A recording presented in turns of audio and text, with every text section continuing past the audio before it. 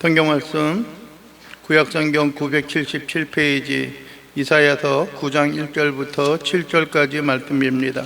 함께 봉독하시겠습니다. 전에 고통받던 자들에게는 흑암이 없으리로다. 옛적에는 여호와께서 스불론 땅과 납달리 땅에 멸시를 당하게 하셨더니 후에는 해변길과 요단 서쪽 이방의 갈릴리를 평화롭게 영화롭게 하셨느니라. 흑암에 행하던 백성이 큰 빛을 보고 사망의 그늘진 땅에 거주하는 자에게 빛이 비치도다. 주께서 이 나라를 창성하게 하시며 그 즐거움을 더하게 하셨으므로 추수하는 즐거움과 탈취물을 나눌 때의 즐거움같이 그들이 주 앞에서 즐거워하오니 이는 그들이 무겁게 맨 멍에와 그들의 어깨의 책책과 그 압제자의 막대기를 주께서 꺾으시며 미디안의 날과 같이 하셨음이로다.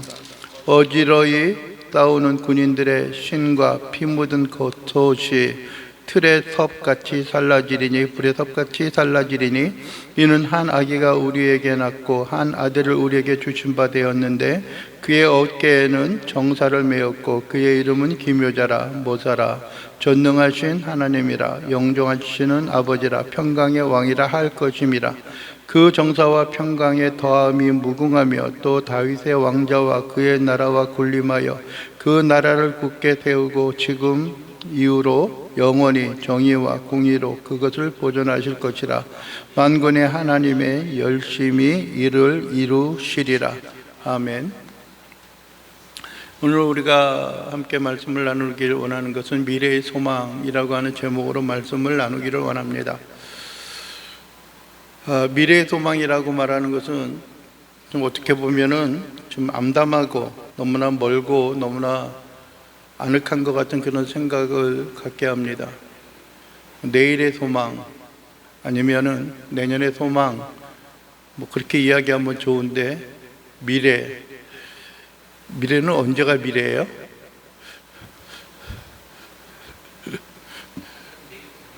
내일도 미래가 될 수 있고 내년도 미래가 될 수 있는데 어떻게 보면은 아직 다가오지 않은 그 시기와 그 때를 미래라고 할 수 있겠죠. 그런데 왠지 내일, 뭐 다음 달, 내년 그렇게 이야기하는 거에 비해서 너무나 까마득하고 너무나 먼 것 같아요. 오늘 우리가 7절의 말씀을 읽었는데 그 가운데 여러분들이 눈에 들어오거나 마음에 이렇게 새겨졌던 그 말씀이 있나요? 기억에 되어지는 것들이 있어요?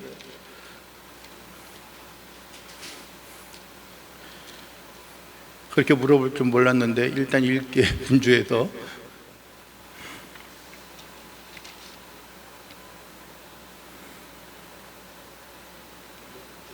예?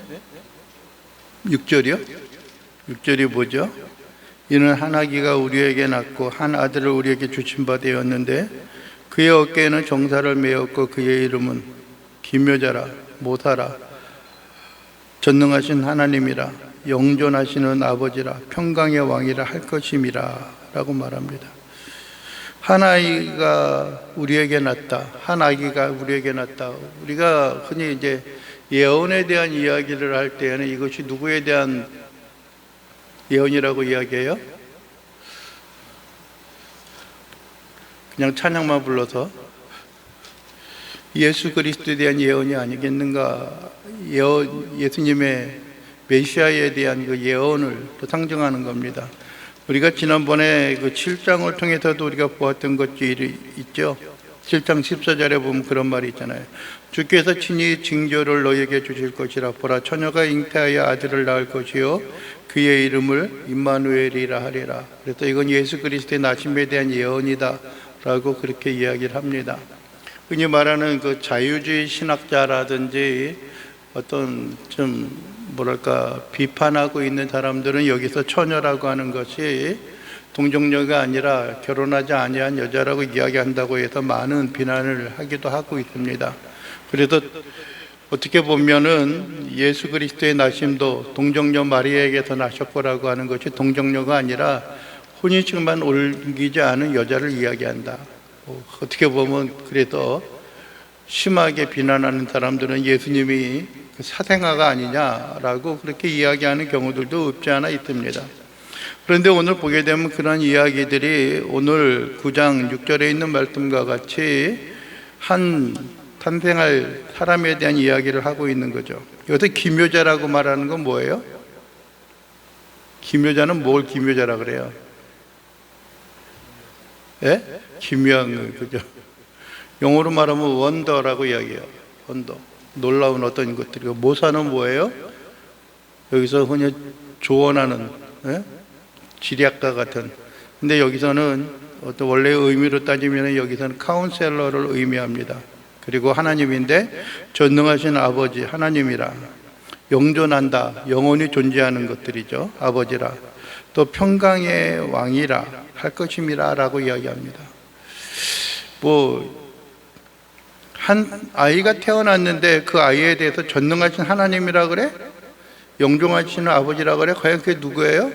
예수 그리스도에 대한 예언의 말씀이다라고 이야기합니다. 그러면서 뭐라고 그래요? 그 정사와 평강의 더함이, 정사와 평강의 더함이 무궁하다는 거죠. 끝이 없다는 거죠. 또 다윗의 왕자와 그의 나라에 군림하여, 다윗의 왕자, 다윗의 왕권이 존속이 되어지는 것이고요. 그의 나라와 다윗의 나라에 군림하고 그 나라를 굳게 세우고 지금 이후로, 지금부터 영원히 정의와 공의로 그것을 보존하실 것이라 라고 말합니다. 뭘 보존할까요? 앞에 있는 그런 것들이요. 군림, 무궁, 평강, 더함, 전능함, 그런 것들을 이야기합니다. 그런데 이러한 일이 있기 전에는 그들에게 어떠한 일이 있냐면은 오늘 9장 1절에서 보게 되면 그래요. 전에 그러면서 전에 고통받던 자들에게는, 전에 고통받던 자들, 어떤 고통을 받았느냐, 그런데 그들에게는 이제 흑암이 없을 것이다 라고 이야기를 해요. 우리가 앞에서 8장에서도 이야기했던 것 본문은 아수로라든지 어떤 그 아람 나라나 그 군대에 있는 열방들 가운데 있어서 많은 고난과 고통을 당하였는데 이제는 뭐가 없을 것이다 라고 그래요? 흑암이 없을 것이다 라고 이야기를 하는 거예요. 그러면서 또 한 가지 이야기하는 게 옛적에는 이라는 말이 전에라고 하는 것들이죠. 그 옛적, 근데 후에는 뭐냐면은 그 앞에 있는 흑암이 없을 것이다라고 하는 그 후에 이야기를 하는 거예요. 그러니까 옛적과 후, 전에와 하는 그런 이야기를 하는 거죠. 그 옛적에는 어떤 일이 있었냐? 여호와께서 트불론 땅과 납달리 땅이 멸시를 당하게 하셨다 그러는 거예요. 전에는 스불론과 납달리 땅이 멸시를 당하였다. 누가 이렇게 했다는 거예요? 누가요? 하나님이 그렇게 하셨다는 거예요. 스불론과 납달리. 도대체 트불론과 납달리 땅에 어떠한 일이 일어났었느냐라고 하는 것을 보게 되면 한번 성경 한번 보십시오. 열왕기하 15장 29절입니다. 열왕기하 15장 29절.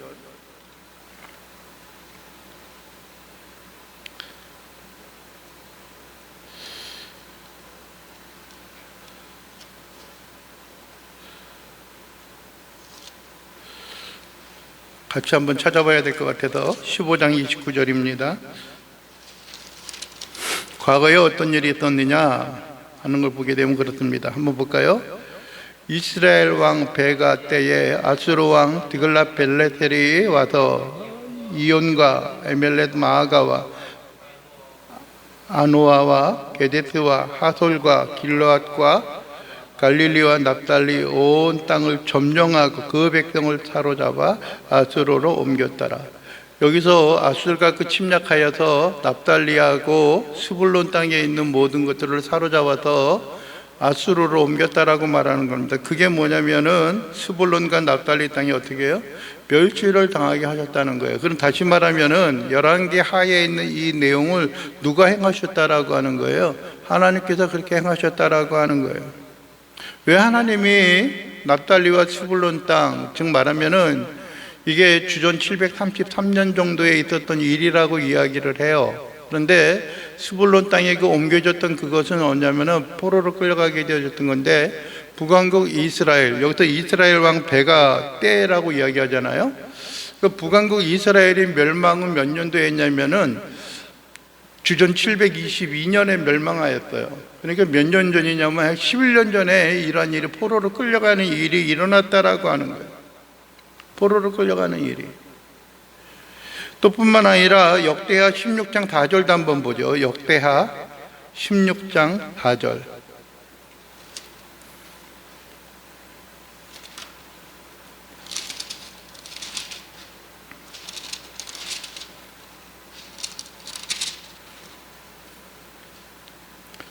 한번 볼까요?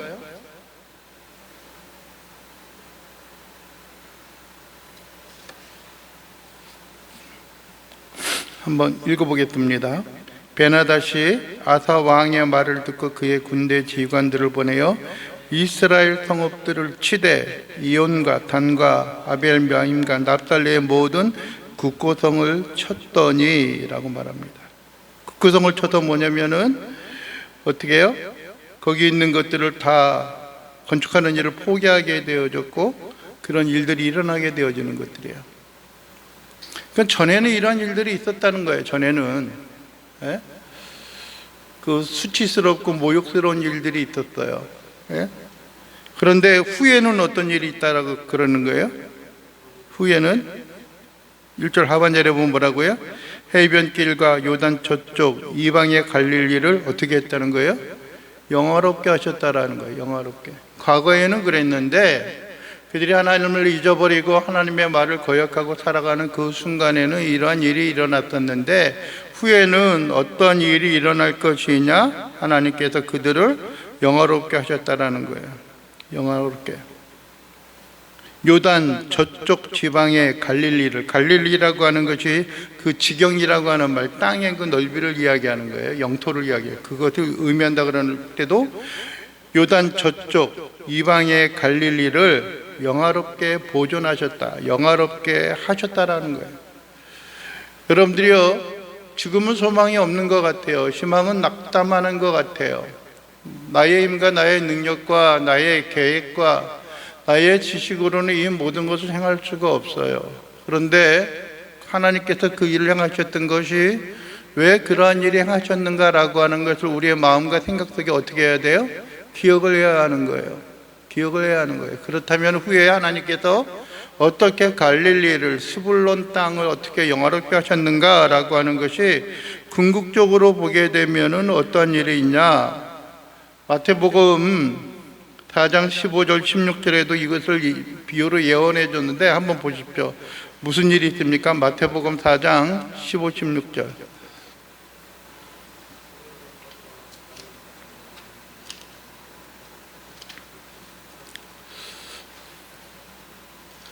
그게 무슨 말씀이에요?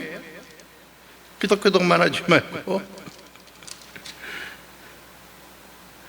스불론 땅과 납달리 땅과 요단강 저편 해변길과 이방의 갈릴리여, 흑암에 앉은 백성이 큰 빛을 보았고 사망의 땅과 그늘에 앉은 자들에게 빛이 빛이었도다 하였느니라.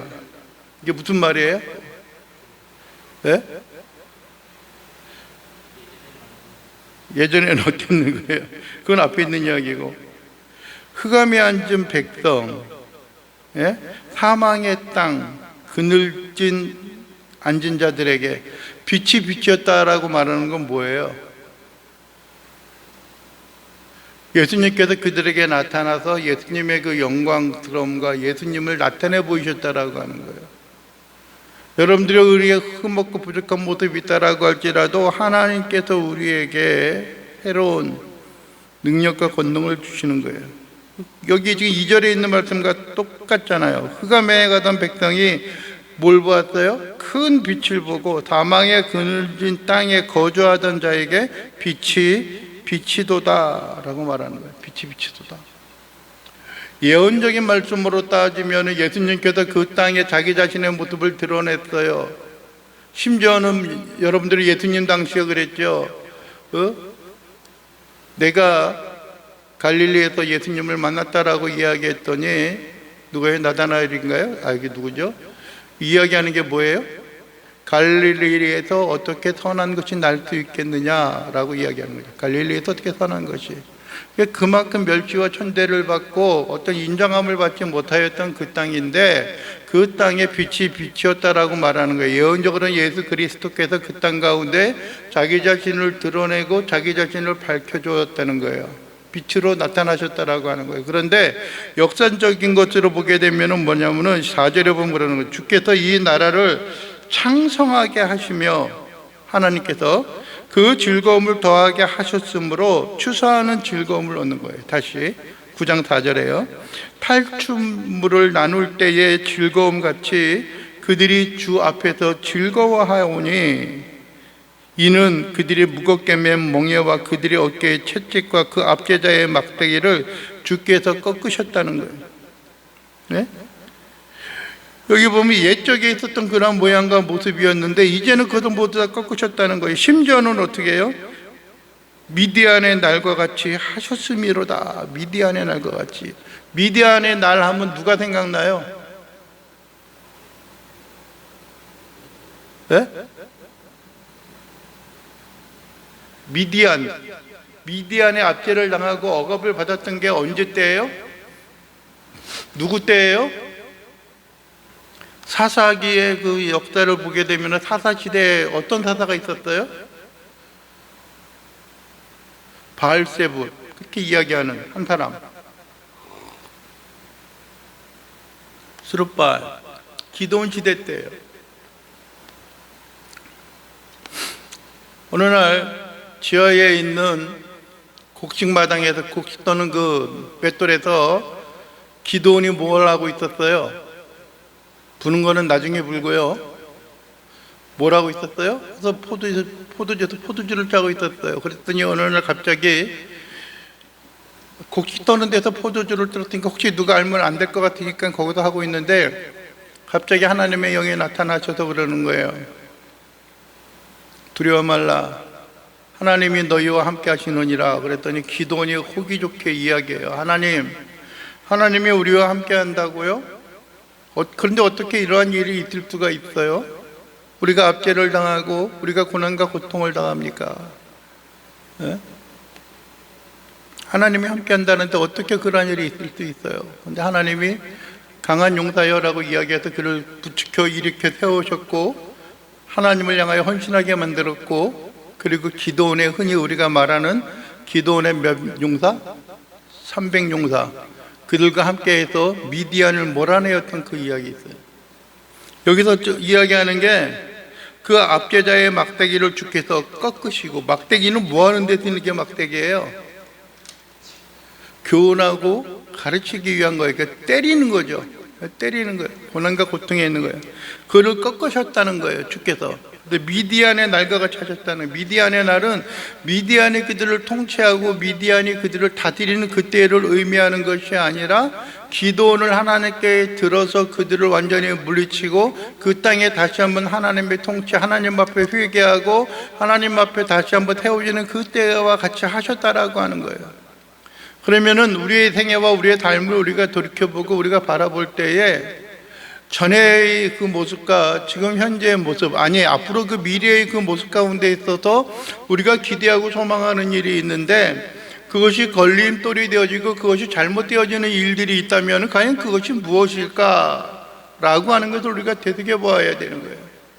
스불론과 납달리 땅의 고난과 고통 가운데 있었던 것은 그들이 하나님의 율법을 무시하고 하나님의 율법을 멸시하고 살아갔던 그런 삶의 모습이었다면 현재 우리가 신앙과 믿음의 삶을 통하여서 일상적인 생활에 있어서 하나님을 향한 신앙과 믿음하고 상관없이 우리가 진행되어지고 계획하고 꿈꾸고 있었던 것들이 과연 어떤 것이 있을까라고 하는 거예요. 하나님이 우리를 부르셨던 그 본질의 삶의 모습이 우리에게 어떠한 모습이 있었을까? 그것을 돌이키고 그것을 회복한다면은 그 일을 누가 이루신다는 거예요? 주께서 막대기를 꺾으시고 행하신다는 거죠.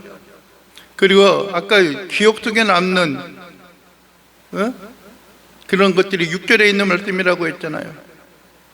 그 앞에 있는 5절은 뭐예요? 싸우는 군인들의 신과 피 묻은 겉옷이 불에 섭같이 살라지리라. 군인들이 막 했던 거 다 섭같이 살라지는 거예요. 섭이 뭐예요?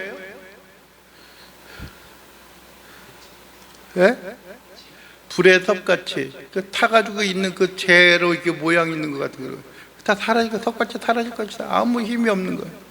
군인들의 신발도 그렇고요, 갑옷도 그렇습니다.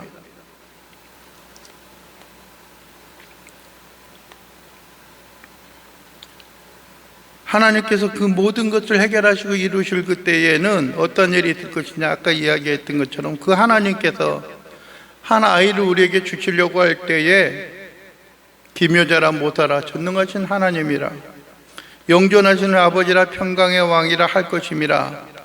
그 정사와 평강에 더함이 무궁하며 또 다윗의 왕자와 그의 나라에 군림하여 그 나라를 굳게 세우고 지금 이후로 여기 이후에 또 후에 있었던 것 같이 지금 이후로 영원히 정의와 공의로 그것을 보존하실 것이라. 정의와 공의, 그건 어떻게 보면은 하나님께서 마음에 가지고 계신 이 땅을 통치하는 방법 가운데 하나예요.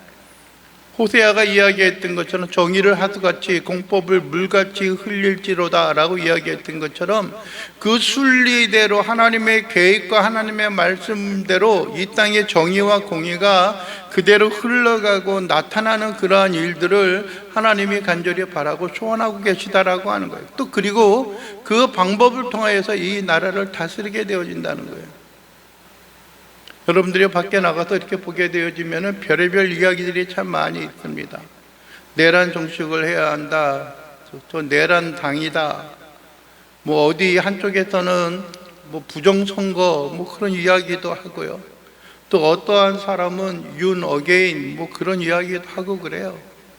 뭐 어떻게 하든지 상관없어요. 그들의 주장대로 하는 것들이고 또 어떻게 결과가 나고 임명이 되어졌는지 모르겠지만은 기획재정부, 말하면 한 나라의 그 경제 재산을 이렇게 관리하는 사람들을 뭐 문제 많은 사람들을 임명했느니 많으니 그러고 나 또라 아직 결정된 거 하나도 없다라고 이야기하는데 도대체 뭐가 옳은 건지는 모르겠어요. 과연 그것들이 흔히 말하는 대로 정의대로 공의대로 그러한 일을 행하고 있느냐 아니면 그렇지 않느냐라고 하는 것들이에요. 그렇지 않느냐라고 하는 것들이에요.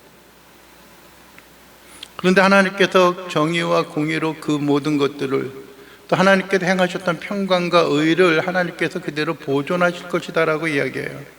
그러면서 마지막으로 이야기하는 게 무엇입니까? 만군의 여호와. 만군의 여호와는 모든 자들의 여호와라는 거예요. 누구 하나가 아니라 이스라엘의 여호와만이 아니라 만군의 여호와의 무엇이요? 열심히 이를 이루시리라. 하나님의 그 열망이 있는 거예요. 하나님이 하시고자 하는 그 생각이 있는 거예요. 하나님이 하시고자 하면 아무리 어떠한 사람들이 그것을 방해하고 그것을 멈추려고 할지라도 그것을 멈출 수가 있어요? 방해할 수가 있어요? 없어요. 오직 누가? 하나님께서 그것을 행하고자 하실 때 그 일은 반드시 이루어진다는 거예요. 우리가 생각하기에는 그거는 하나님의 방법이 아니야. 저거는 아무래도 하나님이 원하시는 것 같지가 않아 라고 하는 그런 생각을 할지라도 하나님께서 계획을 하시면은 하나님께서 하시고자 하면은 그 일들을 반드시 이루고 성취하신다는 거예요. 그리고 나서 뭐라 그래요? 오늘 이야기하는 이사야가 여호와의 만군의 여호와의 열심히 이를 이루시리라. 이 땅에 있는 모든 것을 하나님의 계획과 하나님의 뜻 가운데에서 그 역사 가운데에서 그 일을 이루실 것이다 라고 하는 것이 하나님이 오늘 이 시간도 우리에게 밝히시고 우리가 보여주는 것들입니다. 여러분들이요, 우리는 지난날의 삶을 돌이켜보면 힘이 들고 고달픈 그런 삶이 있습니다. 그러나 그것이 영원히 지속될 것이 아니고요, 우리가 터널을 들어갈 때 그 터널이 아무리 길고 아무리 지속되는 것 같다라고 할지라도 그것은 언젠간 나오게 되어져 있어요. 들어가는 길이 있으면 나오는 길이 있는 것처럼 여러분들이 우리의 삶이 변화가 되어지고 우리의 태도가 변화가 되어지고 우리의 결단이 세워지고 하나님 이제 우리가 주 앞에 돌아가기를 원합니다 라고 하는 그런 열망과 소망이 있을 때 하나님께서 그 일을 이루실 것이다 라고 하는 것을 우리가 기대하며 우리가 소망하며 살아나갈 수 있는 주의 신실한 주의 자녀요 백성들이 되어질 수 있게 되기를 주님의 이름으로 간절히 축원을 드립니다. 그래서 우리가 하나님이 다시 일으키실 그때를 소망하고 하나님의 그 영광과 역사함 가운데 거할 수 있는 귀한 신실한 주의 자녀요 백성들이 되어줄 수 있게 되기를 원합니다. 그래서 우리가 돌이키고 미래에 우리에게도 지금은 힘이 들고 고달픈 삶이 있어도 우리에게 다시 한번 하나님께서 소망을 허락하여 달라고 우리가 기대하고 소망하며 나갈 수 있는 주의 신실한 자녀들 될 수 있기를 간절히 바라고 원합니다. 기도하겠습니다. 사랑이 많으신 우리 주 여호와 하나님 아버지, 오늘 이 시간도 우리가 바라고 소망하는 것은 우리에게 주어진 하나님 아버지의 연약함과 나약함과 쓰러지고 넘어짐이 있다라고 할지라도 하나님께서 우리를 그 훗날에 우리를 세우시고 영화롭게 하고 하나님 아버지의 그 다스림과 통치가 영원하심과 같이 우리를 새롭게 하여 주시어서 늘 우리가 하나님만을 이 땅 가운데 증언하며 선포하며 살아갈 수 있는 귀한 믿음의 자녀여 백성들이 되게 하옵소서. 오직 하나님께만 소망이 있습니다. 오직 하나님의 열심히 모든 것을 이루시는 것처럼 우리의 생활과 우리의 삶에 있어서도 주의 영광과 능력이 드러나며 쏟아질 수 있도록 우리 주님 도와주시옵소서. 예수 그리스도의 이름으로 기도하옵나이다. 아멘.